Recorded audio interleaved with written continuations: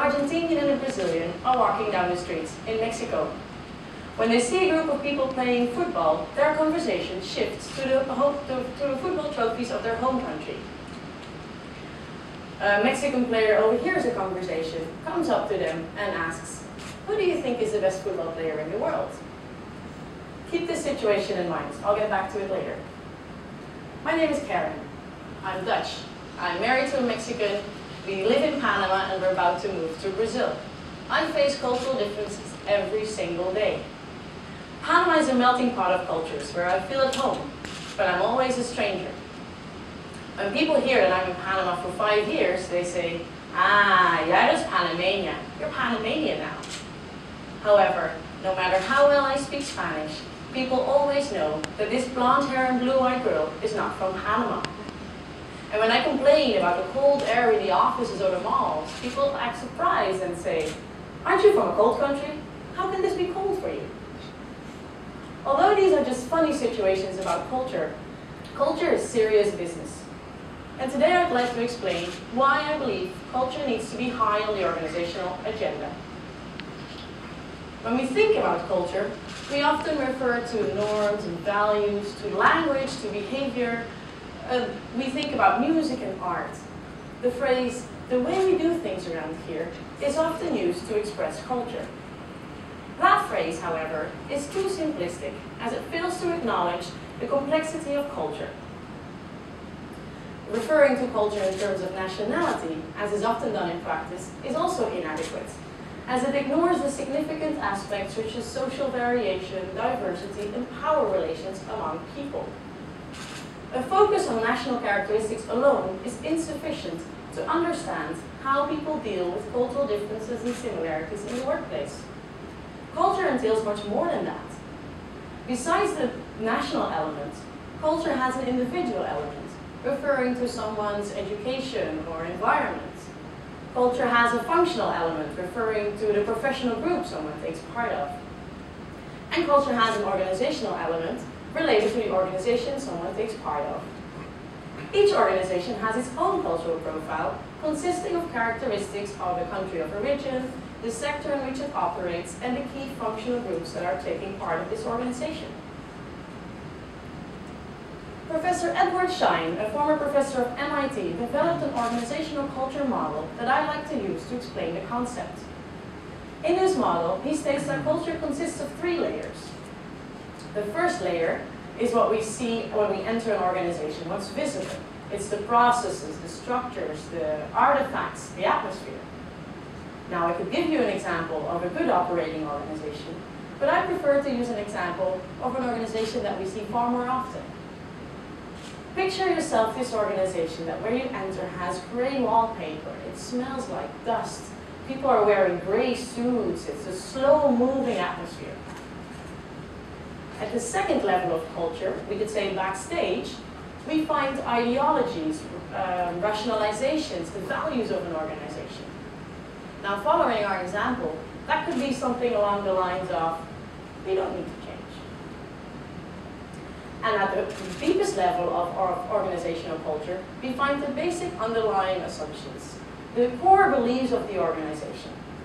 Now, following our example, that will be something along the lines of, this is the way the founders did it, it works, that's the way we still do it today.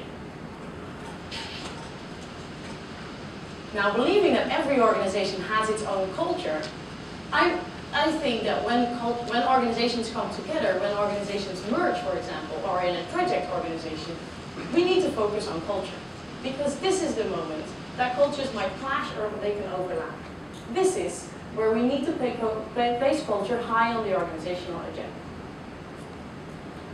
Culture complexity has often resulted in failures, in delays, and in conflicts among people in organizations.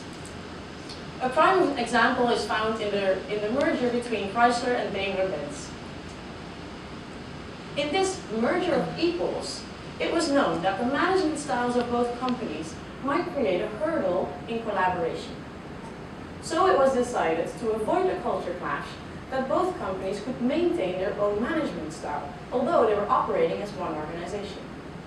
That strategy didn't last for long.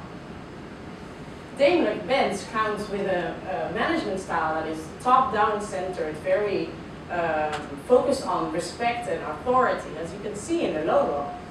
The Chrysler logo also reflects the management style in that company, which is more consensus-seeking, team-oriented, and it has an egalitarian approach toward hierarchy.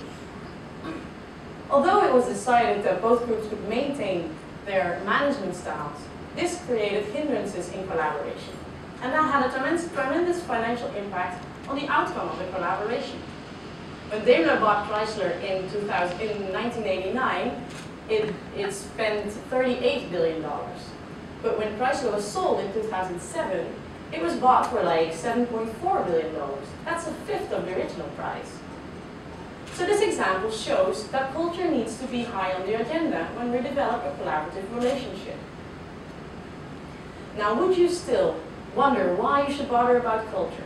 Allow me to underscore that when we understand cultural dynamics of the other party, we'll be less frustrated when we encounter unfamiliar behavior in the organization. And when we understand culture, we understand that groups can be different. And we understand why it's so difficult to change them.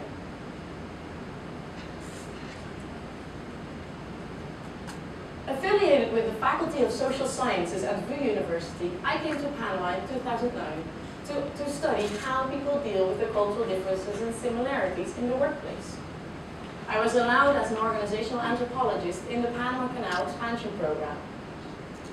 In this program, I was daily present to understand how people manage the cultural complexity in their work.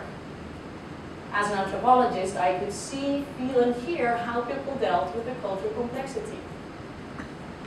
And I was grateful for this opportunity as I could study the organization at all levels. I could interview CEOs at the highest level of the organization, but I was also allowed to speak and observe people at other levels in the organization.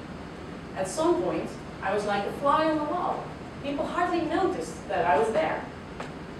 So how did I do this? I zoomed into the everyday details of the project employees and zoomed back out to connect this to a bigger picture. That process led me to the collabyrinth.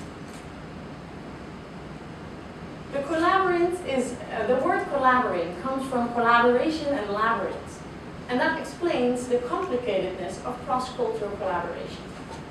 In the field of an intercultural organization, the people seek to understand the values, because in this jungle of practices, of norms, of behaviors, people try to understand the way, they try to understand what's going on.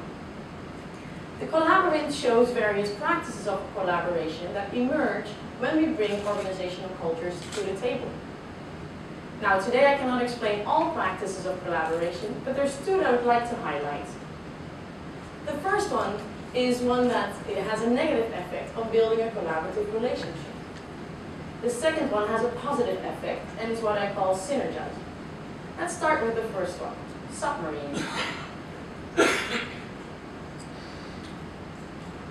Submarining is what I call a diminisher of collaboration. That is the act that is a practice that hinders building a collaborative relationship. Submarining refers to the act of descending underwater and, like a submarine, operate autonomously. Only when people come back up to the surface, they see that partners have gone into different directions. I saw many examples of submarining in the Panama Canal Expansion Program. Partners focused on their own expertise of the tasks and didn't collaborate together. They remained focused on their own work. Knowledge wasn't shared, problems weren't solved together. People focused on their own portion of the work, on the interest of their home organization, and a shared commitment between the partners was hardly there. This negatively affected the collaboration between the partners, and tensions amongst them increased. A good example of submarining is found in marking boundaries between us versus them, where people talked about one group and the other. And they often use nationalities to do so, or stereotypes like the Spaniards take long lunches, or the Italians bring their espresso machine to the office. And they actually do. Discussing the teams in separate groups creates a canal amongst them. This tendency between us versus them only leads to fragmentation. believe we can avoid submarine, think of it as curing a football injury. If we ignore it, it goes from bad to worse. But if we treat it immediately, it heals fast. Place culture high on the organization agenda. Support common ground between people. Act accordingly, and that way collaboration can enhance. Now let's move to the other practice I would like to discuss, synergizing. Please raise your hand if you've ever been on a sailboat. Great. So you know what is necessary to stay course. Exactly. It's about collaborating as a team, focusing on the wind, adjusting to the waves. It's about adapting to the environment. Like in sailing, synergizing relates to adapting to each other, focusing on the cultural elements. I saw a good example of synergizing in the earth-moving works of the expansion program. Company A came to Panama to collaborate with Company B in moving earth from one place to the other. Company A was used to focus on efficiency, so their supervisors were hammering on seconds, but all they received from the operators of Company B was resistance. Now, Company A decided to take a step back, to adjust, to take an overview of the situation, and then seek for another method to enhance efficiency. One day they invited all operators to the head office, and together they discussed a better method of improving the works, of building on efficiency.